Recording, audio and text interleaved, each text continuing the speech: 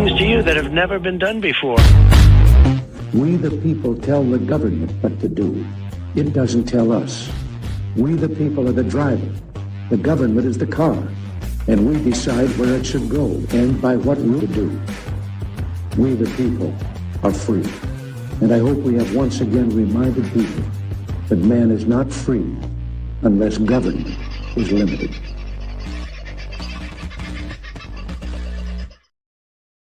Hello, beautiful people. How are you? Well, what a day it's been. What a last 48 hours it's been, in fact. Sorry we missed a show last night. I owe you one. I'm working on it. We'll do something over the weekend together. And rest assured, it will have something to do with the revelations that have come out of this document, which I'm working my way through. That document is a redacted version, although moderately to minorly redacted, I would say, version of the Durham report. In fact, the annex to the Durham report, it's called. It's the classified annex, and it has been released by the head of the Oversight Committee, Chairman Grassley, in the last 12 hours or 16 hours or so. There are some revelations in that, folks. Boy, big revelations. Things that we've been saying, believing, and thinking for the last nearly 10 years. And it's clear that while it doesn't really matter what we think or feel, a bit of vindication is nice, it's a matter of how this makes the American people feel and whether or not enough of them are going to take any notice. Got to remember that the active voting population over there is minuscule compared to the actual population. So at the end of the day, the majority don't care or aren't motivated to do anything about it unless they really figure out what's going on. There's going to need to be some kind of an event to wake those people up.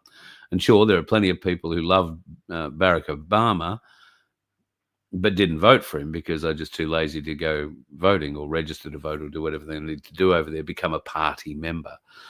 It's going to be an interesting few weeks. It's going to be amazing to see what Pam Bondi's next press conference looks like. Pam Bondi, the head of the DOJ, it will be her team responsible for deciding if there are charges to be proffered against any of the people involved in what looks to be very, very, very, very serious breaches of the US Constitution. And from a cursory glance at this stage, the only person that I can see who has pushed back in any way, sort of saying, hey, listen, it's probably not the best thing to be doing, or I'm going to keep doing what I'm doing, you do what you're going to do. That person, albeit, as I say, only a brief glance, and I am not even a third of the way through that document, is Jim Comey from the FBI. Now, that coincides with the hysterical Hillary that you might recall around the time Comey reopened the investigation into her lost emails. Her lost emails are covered quite extensively in portions of this, and there is a whole heap more information that I don't know how many in the Obama administration, if any, will be able to refute. And it's interesting to note that a number of them have already gone and lawyered up, so to speak, and others have disappeared off the radar. Interesting stuff indeed. Tony was first in the house tonight, mate. I hope you are well after your big weekend last weekend. The lovely Aussie Sue just in shortly after. And, of course, she's always good for reminding us to like and share. And because you are all so good at liking and sharing the show, our numbers are increasing slightly. The only numbers that aren't increasing slightly are the ones in the bank, but that could be aided if you subscribe. Now, we do say check if you are subscribed, and I've been a little remiss because you've probably gone and checked your particular YouTube channel that you watch, but you may not be aware that we really only have one that works in any kind of monetized fashion that can help us in any way going forward. And you may not be subscribed to that particular channel. Now, I'm going to paste that into the chat right now. And if you click on that link, it'll take you to the VOF, if you like, main channel. And please subscribe to that. I'm determined, as is the Waving Wonder, to get us over the line. Speaking of the Waving Wonder, we haven't seen him since, well, about this time last week when you weren't seeing me. Hello, my friend. How are you? How are you, guys? How is everybody on this fine Friday night? Well, it's a bit bloody chilly, but I'm wearing the Tasmanian grade black sheep fully endorsed coat. And I've got to say, it's beautiful and warm. I think it now qualifies as the warmest coat I have that doesn't require electrification. And funnily enough, the second warmest coat I have does require electrification, and Black Sheep provided that one as well. So he cares about keeping me warm. It's wonderful. So how's things in South Oz? You've been out playing with all things water, high spray jets, all brushes, that kind of thing today. Yeah, I was just dealing with a little bit of bullshit from a real estate company over here with my son. So we were just at his place. He's currently renting, cleaning up a bit of the yard, which they finally, after 3.5 years, said clean up. So, yeah. So we were, fixing the gate they haven't fixed, that was like that from when they moved in and whatever. What are your thoughts? You listened to the Megan Kelly show today about this new revelation coming out from Gasly. What are your thoughts on all of that? When they said the news would come out that would show the deep state, it's happening. It is really happening. Right? There is so much that's been pouring out now. And I think once you get through that document and give the guys the feed and the news, right, you'll see it. And you won't see it on the big channels over there, the real media, as they call themselves, sorry. Yeah. It's a revelational document. The information there is outstanding. I see you are a multi-talented man. You can talk and type at the same time, although I'm well behind in the chat at the moment. So Connie's in the room, our most recent winner in our lottery. And you asked her what she spent her winnings on. I haven't scanned down yet to see, but I know that she has made more pumpkin soup.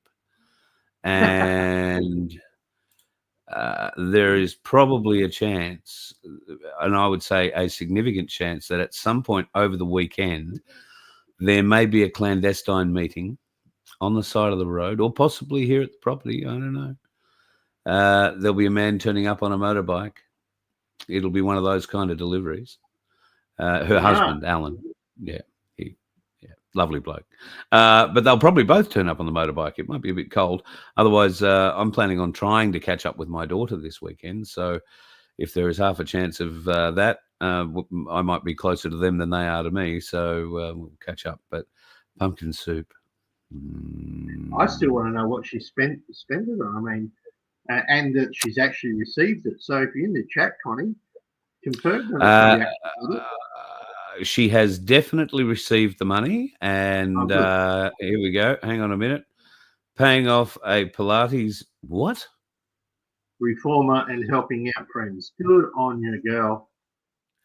That's just beautiful of you, Connie. And a Pilates reformer. That sounds like something that's extremely painful. And does he have a T-shirt on while he's working on you? Is the question. Well, it's excellent. I'm glad. Is that the wrong kind of reforming? I'm wondering. Yeah, I would say so. Very good. Well, now Alan, very fit specimen of a man, I can tell you. If there's any reforming going on, he'll be the reformer of the house. Have no fear. And if not, Connie will beat the shit out of him until he is. It'll be fine. No, wonderful, folks. And yeah, I'm so glad it's gone. Well, I love it going to everybody, but it's just so cool that I happen to know this person. And she is just a wonderful lady that helps so many people in so many different ways. So when she says we're helping out friends or family, then that's great, because I think our first winner did something similar, didn't they, Vince, from memory? Yeah. Yes, she did. So, so currently my latest update tells me 318 tickets have been sold in the current draw number 4.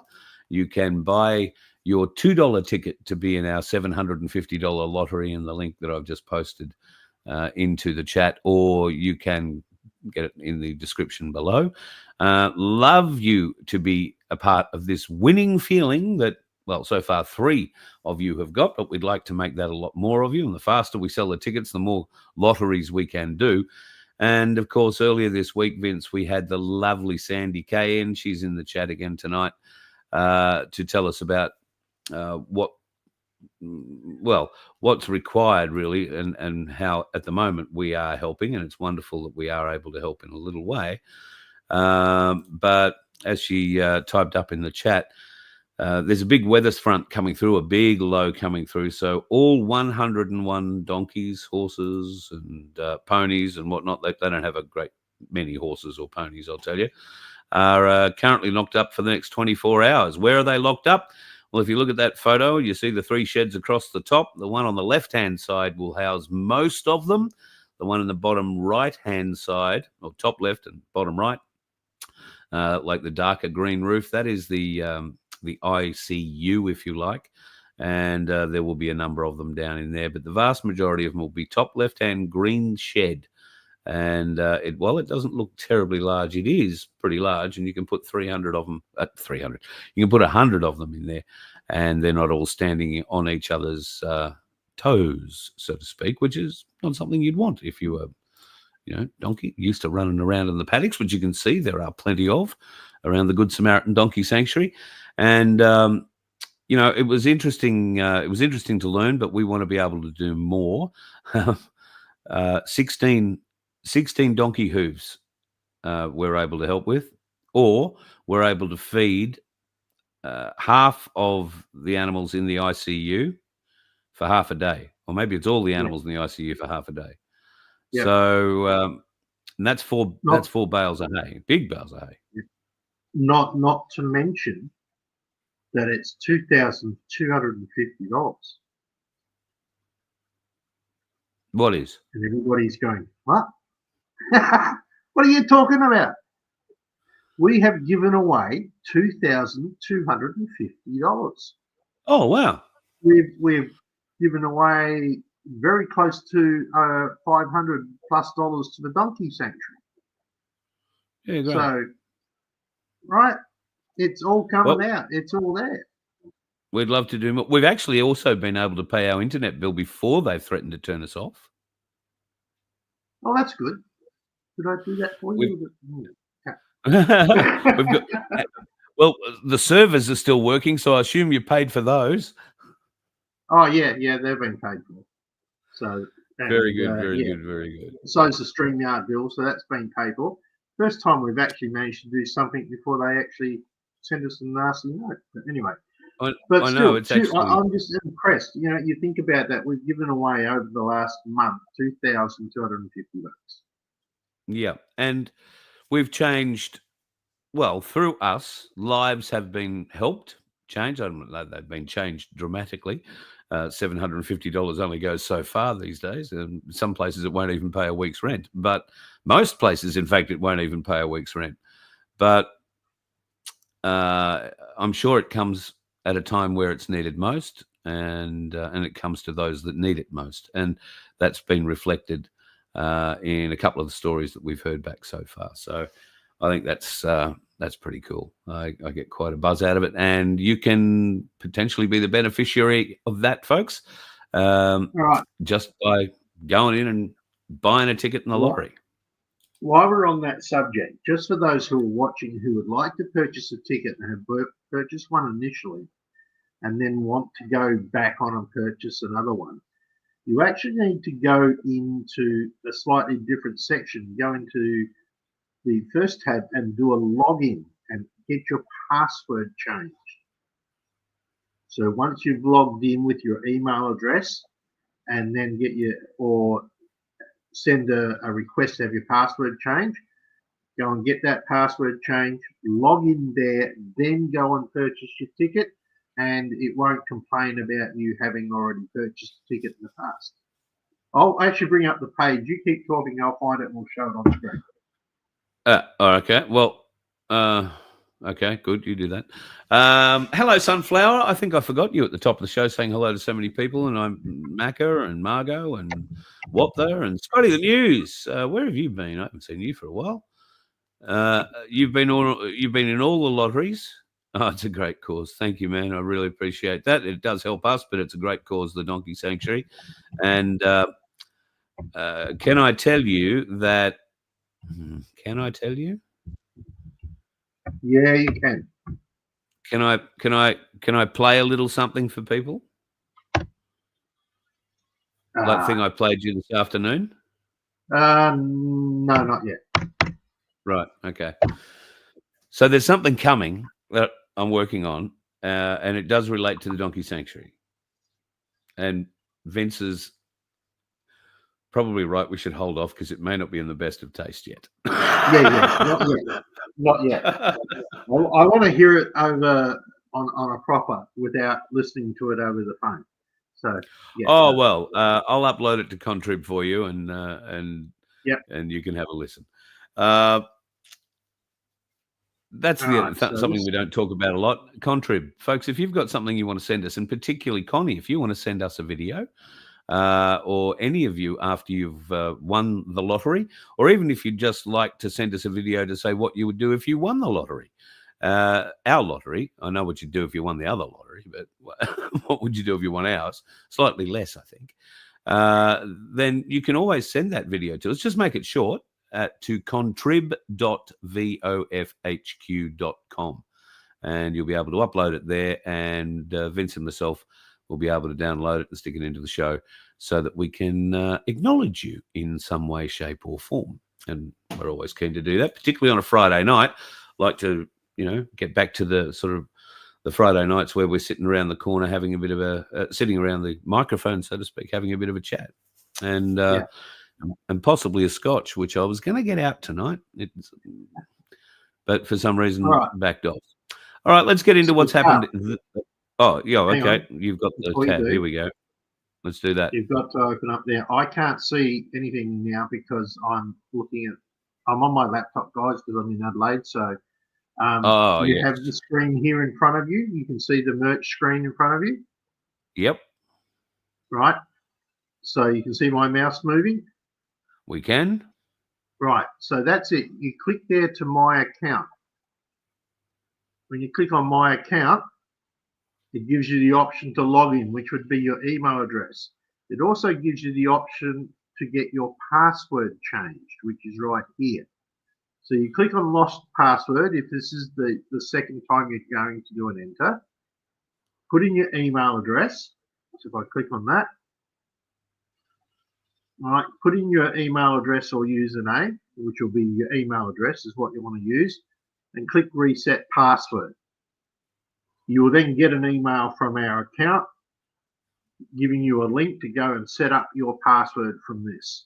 Once you've done that, when you want to come back and purchase the lottery ticket, come to my account first, log in with your username and your password, and then once you've done that, you can then go and click on the lottery, and it will then allow you to purchase tickets. That's how you have to do it, guys.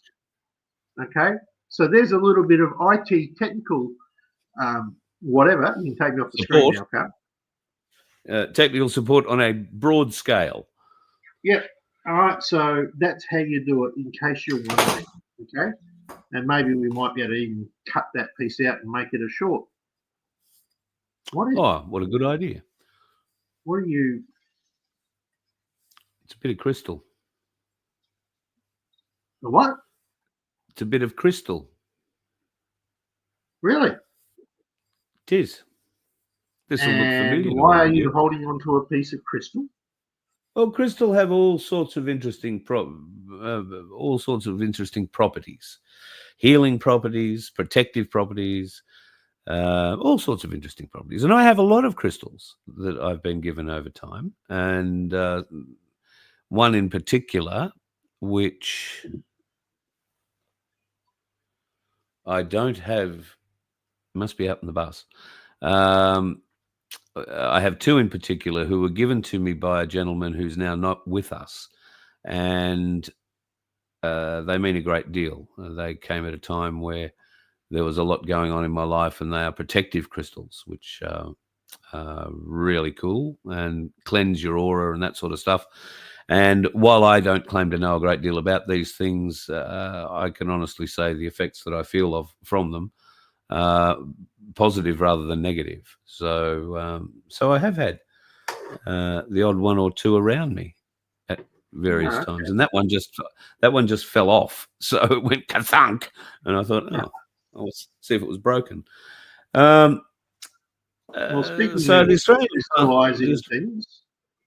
Yeah, crystallising things. You're right. So the Australians' new Parliament is back. We are. Yippee. For those sorts of things that we really don't care a great deal about. However, the Senate has come to life pretty early in its first term of this Albus Leasy government, and that is wholly in part due to a bloke who doesn't plan on being there next time round, but is going to sit out his term. I think that must mean there's 2 years left in his term. I'm talking about Ralph Babbitt. This is the man himself. Now, Vince, what did Ralph do that made us want to talk about him a bit? Well, besides the fact that he's actually working for the people, he has done something. It's amazing to learn there is an option that a senator can do, which is a urgency call. Something urgent needs to happen. They only get one a year. They're only allowed one a year. Right, so if anything else urgent happens, too bad, right? But effectively, right, Ralph Babbitt's got up there and in Parliament, in the Senate, has brought out an urgency call because the government and our wonderful person by the name of, I can't think of her name, I just call her Karen because that's what she is. Karen, our cyber sleuth from the USA. Is wanting Google search engines to have a proof of age. Yeah. Right. And Babbitt went, what? So he called an urgent in the Senate and said, what's this all about? You know, you're now blocking YouTube. You're now wanting the search engines to prove that you're old enough to search. And it's not just a once-off thing, it's an ongoing thing, because how are they going to prove who's sitting at the computer? Well, the same way that we are right now. You can see my face. But what if I don't want you to see my face? Anyway, so he called for a vote at the end of that session on whether the Senate should do something about it. And the results came back, I think it was 38 to 26. Every single senator, Liberal, Independents, One Nation, said, nah, we don't like this option. Only the Labor Party liners followed the suit. So now that that has happened, this means effectively that they can now call a Senate inquiry into it. Yeah, right. Everything that our wonderful Karen, what is her name, Carl? You know her name. Oh, the E. Karen? Yeah, E. Karen. Yeah. Bitch something hyphenated something. No, I can't Did you remember say her name. bitch? Yeah, Did you say bitch? That may have. I only said it once. Don't keep repeating the word. You'll No, get us sorry, that's banned. what I thought I heard. I'm on a laptop, so I apologise if I misheard that. Sorry, but You may have. effectively, it puts everything that's in that e-safety bill now and in the Senate's eyes, so that they can now actually really attack it. And that may happen fairly quickly, from what I understand. I think that they were going to try and push it to come through, so it might happen next month. But once it does go ahead, it's going to start, and what's going on here, and start basically shooting at that e-safety bill. I mean, I never liked it in the first place. Right? I think it's a total 100% invasion of privacy. It's Absolutely. I mean, it would have to contradict the Telecommunications Act somewhere. Matter of fact, I might ask ChatGPT about that at some stage. But yeah, so Babbitt has called an urgent audible. He's only one for the year, and he's called it for the people. So good on you. Well done. Absolutely. Now we just have to make it happen. And I get the feeling he'll obviously have all the support of the Liberals, One Nation, and the crossbenchers, which is obviously going to help in any inquiry. The Labor Party will do nothing. Will this effectively? I mean, why do we need an inquiry? Doesn't the simple need or the fact that so many people have crossed the floor and sided with him on this indicate that the whole thing needs to be rewritten and start again if there has to be another attempt?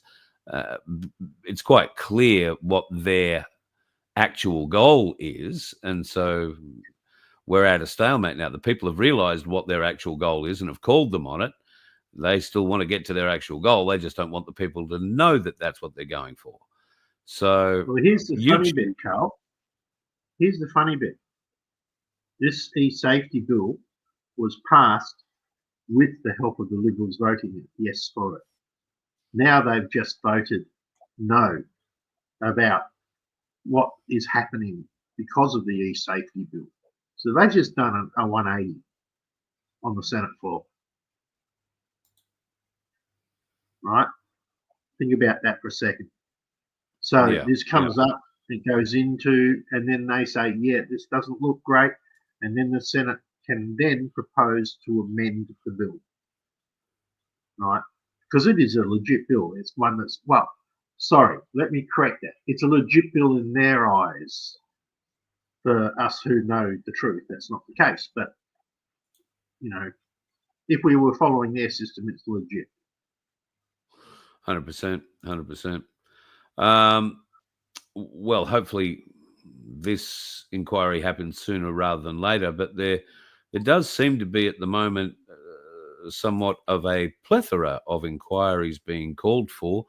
The Senate has the opportunity to block an AUKUS inquiry, which I don't know would be the best thing known to man. Are you familiar with the kinds of submarines that we're going to be getting, our nuclear submarines from America? Reasonably, What class they are? They're a very, very, I believe they're up near the top of the range class. I thought they were Virginia class.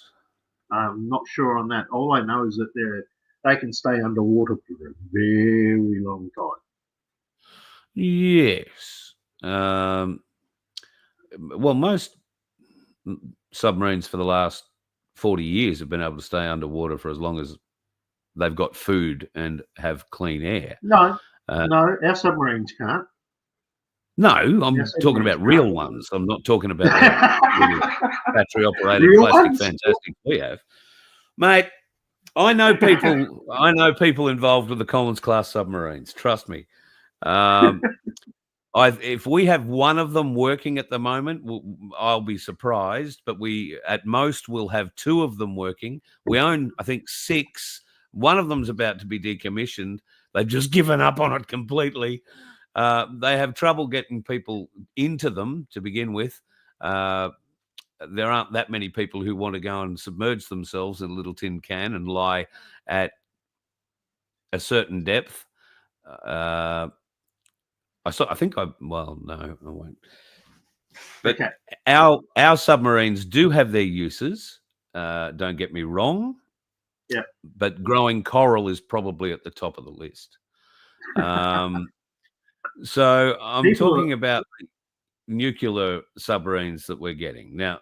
These 3 nuclear submarines that we're getting from America are something different again. Yes, the ones that will be built here in Australia, you've got to assume they will be pretty new by the time you and I celebrate our 90th birthday, and the first one might be getting a bottle of champagne cracked across its bow.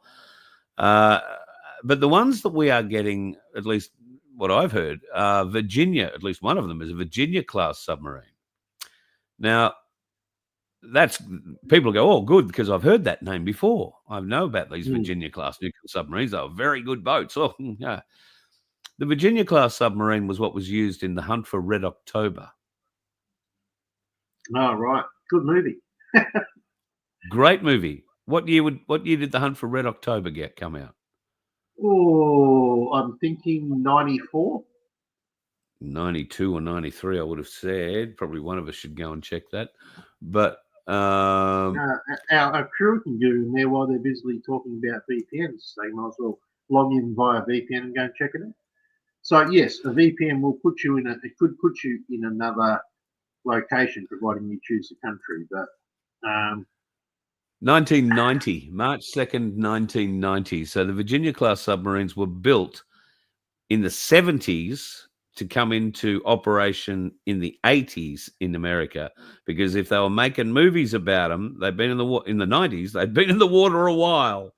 So it's probably 60s technology. Of course, they get updated along the way, but we're talking ultimately of a pressure hull, and other pretty integral parts that are very old boats that we're getting. And we're paying $394 billion for it. And apparently, we've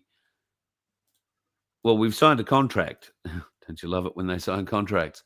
We've signed a contract that basically stipulates that we indemnify England and the UK for not giving us any submarines at all, but we're going to pay up front anyway and keep paying until the deal is paid out. And if they don't don't give us the submarines, or stump up the technology required for us to build them, then okay. That's right, basically what the contract says.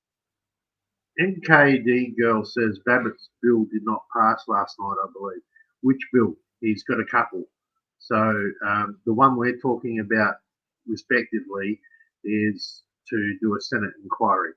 That's a totally different thing to the other bills that he's put forward. So just thought I'd add that in. Yeah. Well, I don't know. Either way, mate, what we're seeing is the government doing stupid things, and there's another one that's recently popped its ugly head. Yeah, speak up now. Right, Chevron, fuel. Oh, company, yes. Oil.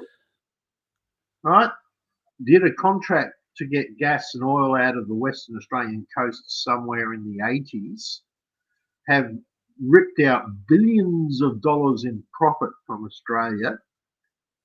Yeah. They did pay tax, from what I understand.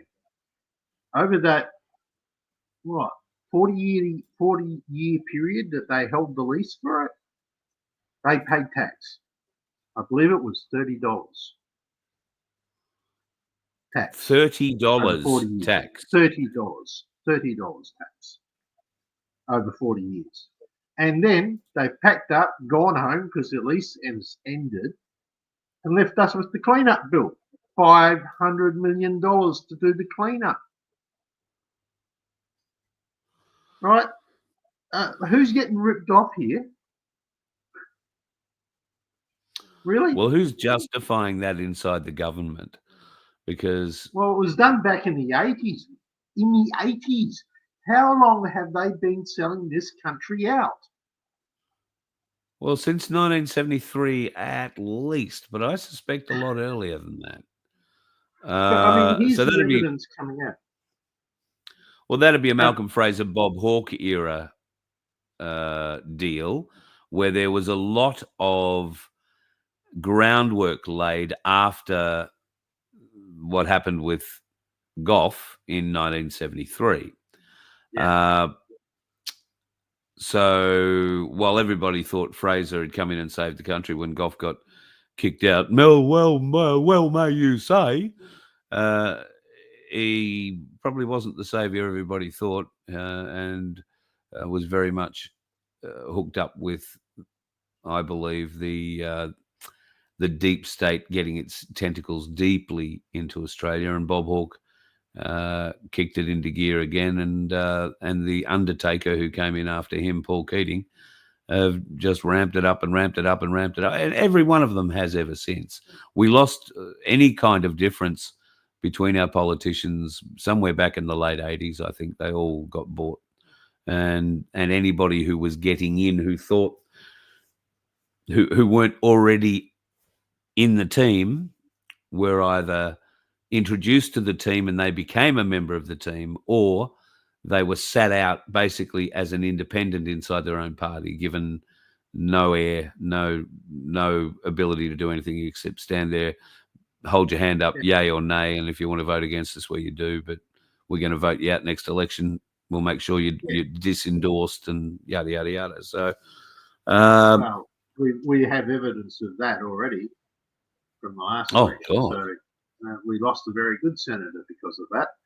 But I mean, how many times do we, the Australian people, have to be ripped off by our government? And this raises the next question.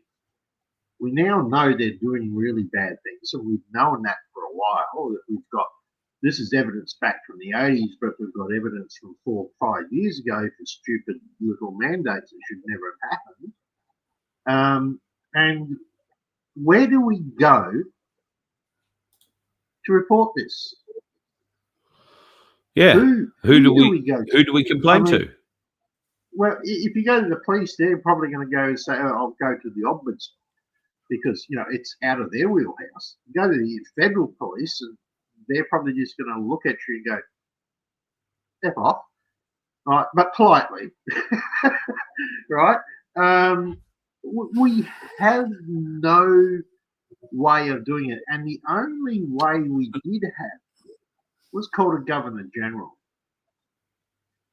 But seeing that that's our whole circular reference poll, where the Prime Minister nominates the Governor General, who then is told what to do by the Prime Minister. Yeah, and that's not the way it's supposed to work, right? The Governor General is supposed to be nominated by Prince Charlie. Oh, sorry, King Charlie. So, well, apparently our Governor General doesn't acknowledge that at all anymore. Yeah, I know. I heard. She should be thrown out. That is just total dereliction of duty. Well, it's treason to the king, even in their rules. Well, I want to raise this question. Here's a question for our viewers. You got me started. It's your fault. Sorry, I'm flashing. I've got the light above your head started and then turned off again, and started and then turned off again. No, I don't know. Or is what that just is. you bouncing off your forehead as you get excited? Right, getting too excited, yeah. That was the light bulb going off, right? Yeah. It works like that when you do it. I ask you this question, right? The Constitution that formed Australia was from brought us in as an English colony.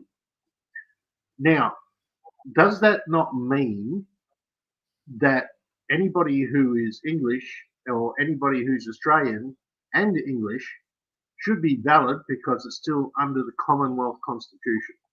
The Commonwealth, as in all the Commonwealth countries. So therefore, how can England, as it has been decided in a court, be classed as not as a foreign power? How can it be classed as a foreign power? Everybody used to be able to, who had dual citizenship, used to be able to vote. Right? They used to be able to run in Parliament as a dual citizen, because if they were English and Australian, they're still within the same legal system.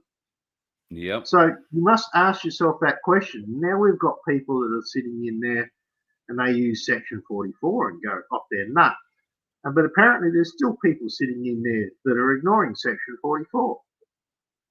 Apparently about 30 of them, from what I've heard. Rumoured. Right? Rumoured. And yet the whole Parliament is quiet about it.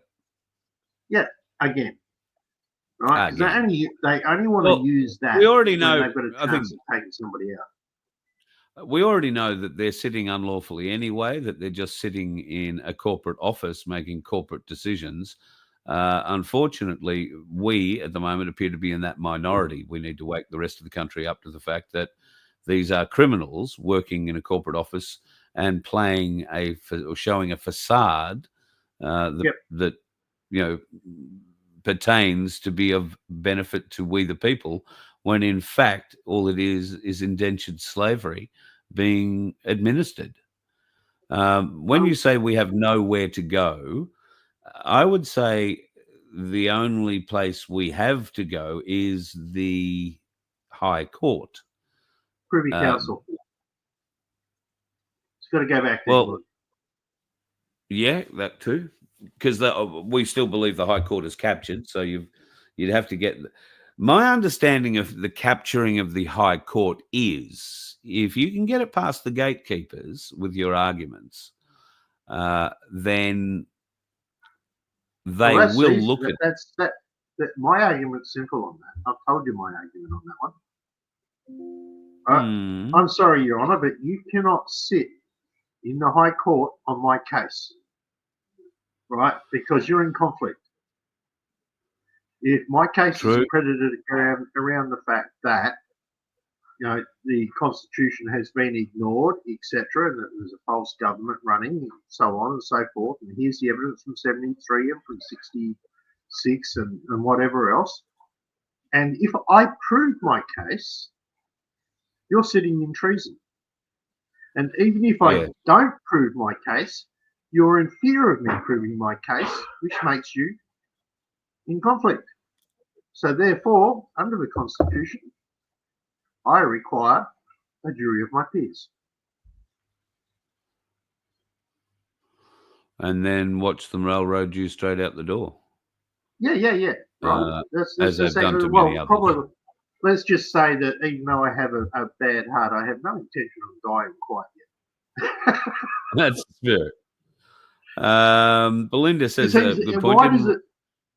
Why do we have to say that? To go to the Privy Council, and I believe he did go to the Privy Council, but once again, as going to the High Court, your documentation has to have every T crossed, every I dotted, every colon, semicolon, hyphen, period has to be in exactly the right position for this to work. You can't coerce the Privy Council into looking at your document if they discover a loophole in your document, which could be as simple as a comma instead of a full stop, or a full stop instead of a comma, a dash where there should be nothing, a space where there should be a slash. And it gives them the loophole not to look at anything further. So if you put that something wrong in your... They're just as much captured now as everybody else. Unless... And this is the problem. Unless you get the words right. Yeah, well, even then, right? I mean, you need, 100,000 signatures to put anything in front of the Parliament in England before they will view it. But once they've got those 100,000 signatures, they do have to address the matter, right? Which is one of the things that Senator Len Harris was trying to put together. Yes, yes. But there was another comment. Sorry, we have gone way off track tonight. I think you've got some other stuff to talk about, but there was another comment that was being raised in the one of the newspapers today, was about has Labor brought in enough immigrants to guarantee the next election? Oh, we've spoken about that a bit. That's always been the plan. Yeah, Um, but I've been there's thinking a about question that. here, though. How Yeah. long does it take to become an Australian citizen? Because you cannot vote in an election if you are not a citizen of Australia. No, but we have agreements now with India and a couple of other places where you can get expedited citizenship, and that's something new. But they've been expediting citizenship since we had the red-headed clown and crud in charge of the country, and we got 50,000 illegals arriving by boat, much less the 100,000 that probably drowned somewhere between Indonesia and northwest Australia or Northern Territory, where most of them landed. Uh, you will remember, I'm sure those of you with a good memory will remember seeing the pictures of the boat dashed against the rocks at Christmas Island. And I think there were hundreds of people who drowned in that disaster. This all encouraged by a Labor government who said, well, you know, we don't encourage you to get here, but if you get here, we'll stick you on somewhere and, yeah, you can stay. And then they sent the Australian Navy out to meet them halfway. So if you could at least get to Australian Navy boats, they would pick you up and bring you the rest of the way. That's how stupid it was. The Indonesians only had to get their human traffic out of Indonesian waters. The Australian Navy were sitting by because, we don't want to see anybody drown. And then they would take them to Christmas Island after that disaster. That's how it happened. And then they were greeted by all the government workers, aid providers who were there. And because Christmas Island was filling up very fast, they had to figure out where else to put them. The government wound up buying motels all around the country. In fact, there's 2 of them that I can think of in Brisbane that are still being used. And shipping these boat people, these illegals, off into the community as soon as they were able. And the whole time they were being fed the paperwork to become Australian citizens, expedited Australian citizens, given the hardship that they'd been facing. And of course, the only people who were going to give them all this money and give them a house and give them education and everything else that they ever asked for, because they don't have to do anything, they just have to ask for it. And all they had to do in return was remember that it was the Labor government who gave them this, and that when we came to vote, it was a very important thing as a new Australian to come and vote and to vote Labor. And remember that it's every time you walk outside, every time you go and do something Australian, you remember that it was the Labor Party that got you here and has allowed you to become an Australian. And all you have to do once every 3 or 4 years is stick your mark on the bit of paper that says Labor. That's all we ask in return. And yep, there is so much evidence of that on YouTube. Go and type in, I have to be careful about what I say there. Go, be creative with the way you search, but there are plenty of examples of different nationality workers on websites, on work sites rather, who will quite happily tell you the story of how they got their visa into Australia and what their plan is and who they're voting for and why. So it's disgusting. Well, at least it was raised in a paper. Anyway, I've stopped monopolizing. I'm going to stop monopolising the show and let you carry Spring on. Tree's up. The Spring Tree's upset. Just been to reset the password and lottery, and I wanted to participate again, but it's telling me to use another email address as I'm already registered. What? That sounds to me like you didn't try and change your password. Yeah. She said that she's gone. I just reset my password for the lottery as I wanted to participate again, but it is telling me to use another email address as I am already registered. Then that might be about. Have you actually received the reset email, Spring Tree? Have you received the reset email? If not, check your junk files. Yeah, because when you reset it, it'll send you an email to reset it, and you've got to click on the button there. All good. Yeah. I'm glad we're getting through that. Shane, I'm with you. Totally rigged our system. Try not to play in it if we can. A $20 fine I saw somebody's been given. For I told you wanting there to was going to be, the government was going to make a fortune out of that. 22% of the people who didn't vote correctly or didn't vote at all. Unbelievable. People of Victoria, my God, what sort of evil demon have you got running that bloody country? Look at this bitch. The Allen government has blocked the introduction of worker screen amendment. This is a safety for children bill that was being introduced, and the government is clearly not interested in looking after the children in any way, shape, or form.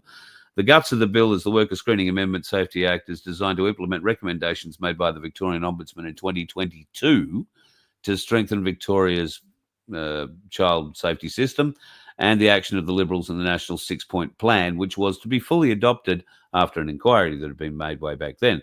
Safe from the start, it was called, to protect children in childcare. Unfortunately, Labor have done absolutely what you would expect with something like that, not playing the game at all. And this absolute piece of filth in charge of the state is to blame. Now, friend of the show, Craig Cole, absolutely legend of a man, and I owe him a phone call. He put a post up on Facebook, I think it was yesterday, and I want to read it to you because it is just beautiful. This is the ugly face of pure evil Jacinta Allen.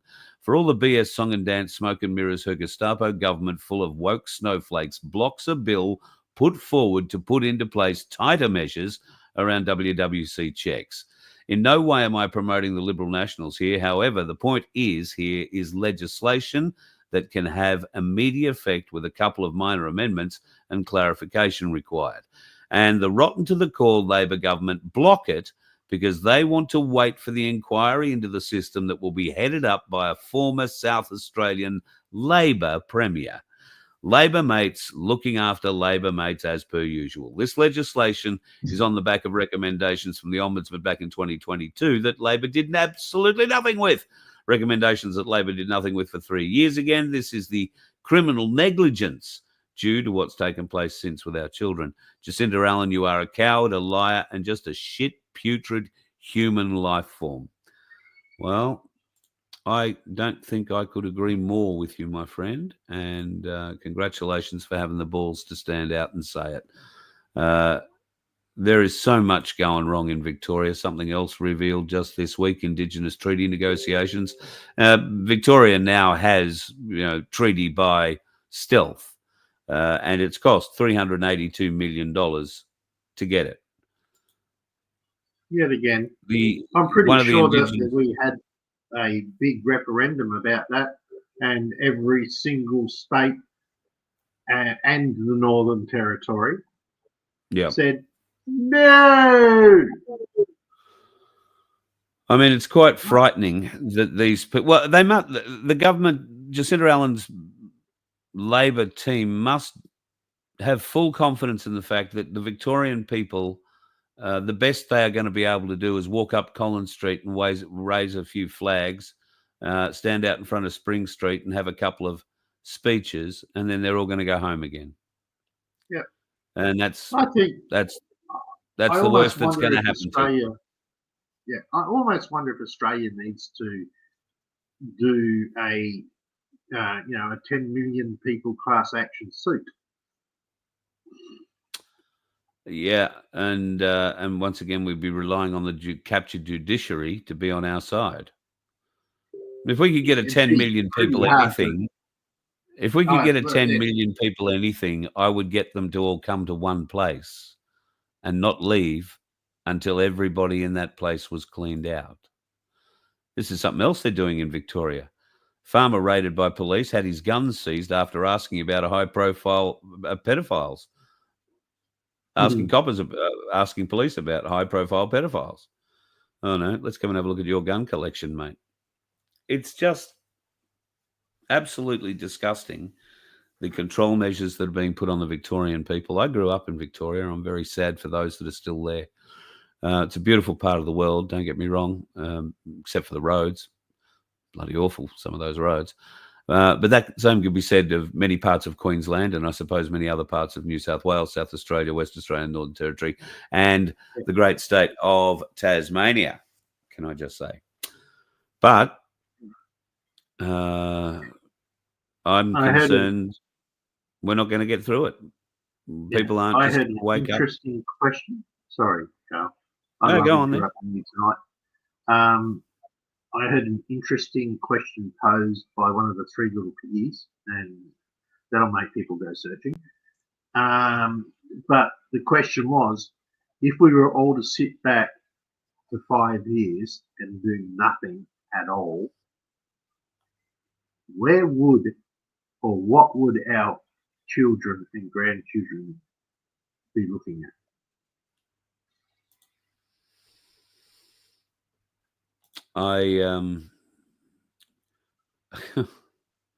I don't think they'd be honouring their forebears. Do you?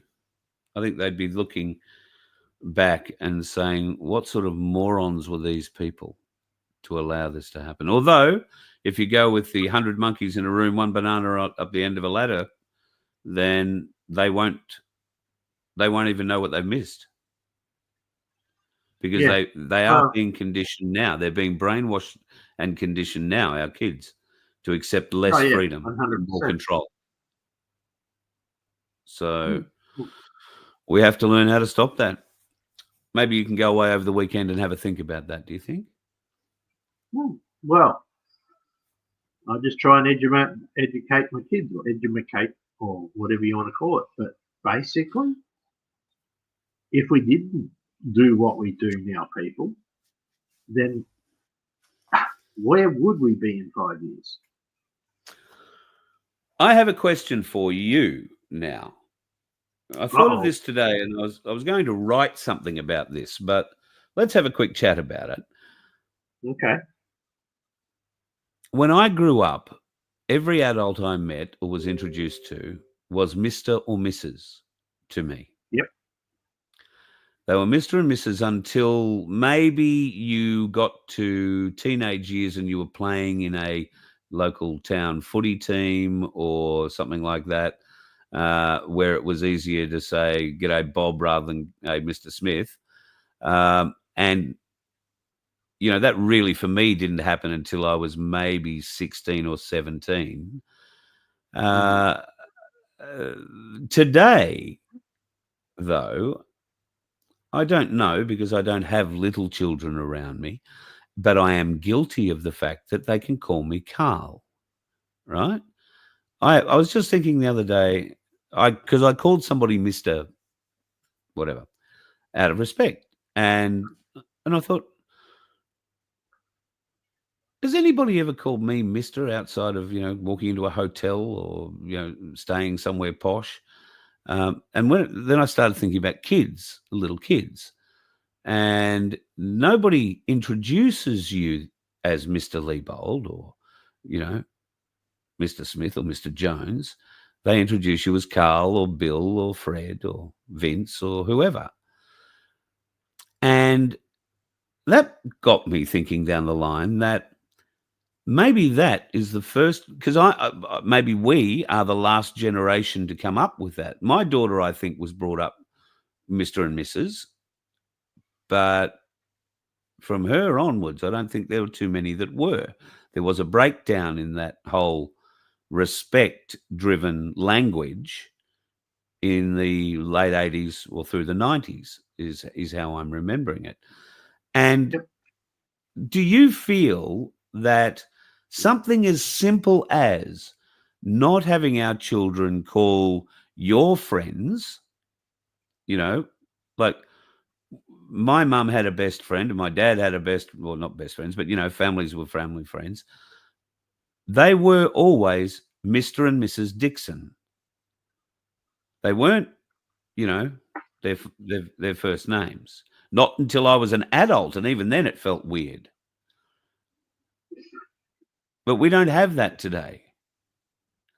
And I think this might be a way that is contributing to the lack of respect shown by the younger people that are coming into our world. Am I going to be called an old bloody fool for, you know, thinking these sorts of things? I'm starting to sound like my father. God, I hate that. But I'm sorry, Mr. Leibold, but you aren't. And it's called political correctness. That's where it started. That's where political correctness. So you can't call him Mister because the same as you can't call Mrs. or Miss or whatever because they don't want to be identified as that. Everybody's equal. Political correctness, right? And was that done by the people? No, it was done by the schools and the education system, and that's where they got lost. Quite simple. Yeah, So, true. Andrew's on to me. I am a boomer. Yeah, so you're a boomer. Well, so am I. Hello. But does that automatically discount what I'm saying here? I mean, I'm looking for reasons why because trust me, when I was growing up, my parents didn't understand me either, and I didn't understand them. They didn't know anything. I knew everything. I'd forgotten more by lunchtime than they'd learnt the whole lifetime, like every good teenager. But for me, it comes down to things like manners. Yep. Opening a door for someone. Doesn't matter if it's male or female. If you get to the door first, open it. Hold it open. Yeah. Did I ever tell you the story about that? You opening doors? Yeah. It was about 4 or 5 years ago. I was going into the pastry shop, and I was just walking out, just about to walk out, and I opened the door for a lady to come in and gestured with the hand, come in. She says, "I'm quite capable of doing it myself." I said, "Next time I'll slam it in your face. Be happy with that?" You should have seen the look I got. But I was being a gentleman opening the door. Yeah. Anyway, but there are plenty of people who will still say, "Oh, thank you." It's interesting, but you know. Get that rude Karen. Well, anyway, but you're right. We no longer respect. I mean, my best mate, way back then, even at the age 17 and 18, I still called his mum and dad Mr. and Mrs. Robinson. Yeah. Right? Yep. Back then, because that was respect. That was something that you did. Right? So, yeah. No, I agree. Man, we have really... Is there anything... We're like 7:04. We're an hour. Already over an hour, mate. We've been gas bagging. Yeah, well, you will come on and talk and wave and shit, So. Yeah, I'm guilty as charged. Speaking of talking and waving, say the talking words and do the waving thing. Okay. For all of those, there's a thing about a dickhead coming up shortly. Yeah, there is.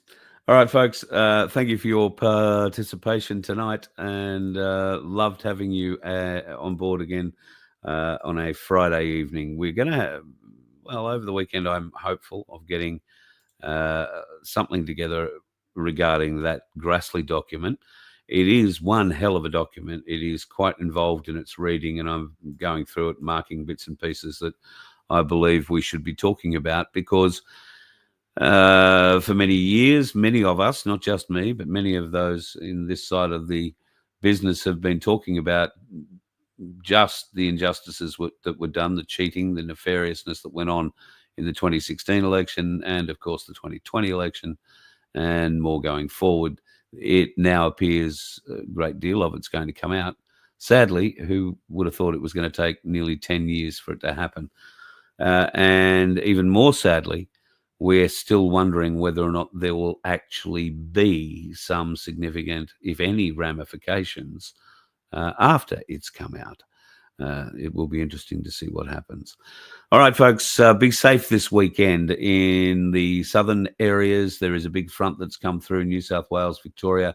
I believe it's going to be instantly precipitating down your part of the world.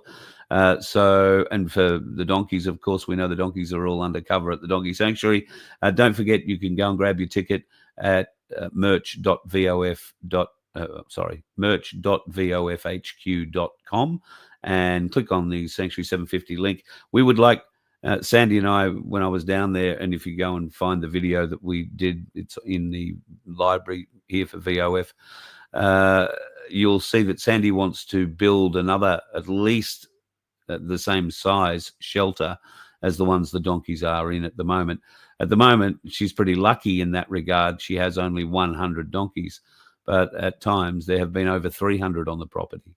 And when you've got 300 crammed up in that shed, then there's not as much room for them to wander around as you might like. So if you are going to be out on the roads this weekend, please be very safe, because for whatever reason, some dickheads, and they don't necessarily have to be the young ones, I've discovered, do like getting out and making their wheels spin and cars slide around roundabouts. To me, it's generally an indication that their car is too shitful and gutless to do it on dry roads, and I tend to laugh. But you don't laugh when a dickhead runs into you. So dodge them, folks. Have a good weekend. You let one ant stand up to us, then they all might stand up. Those puny little ants outnumber us 100 to 1. And if they ever figure that out, there goes our way of life. It's not about food. It's about keeping those ants in line. That's why we're going back. Does anybody else want to stay? Let's rock!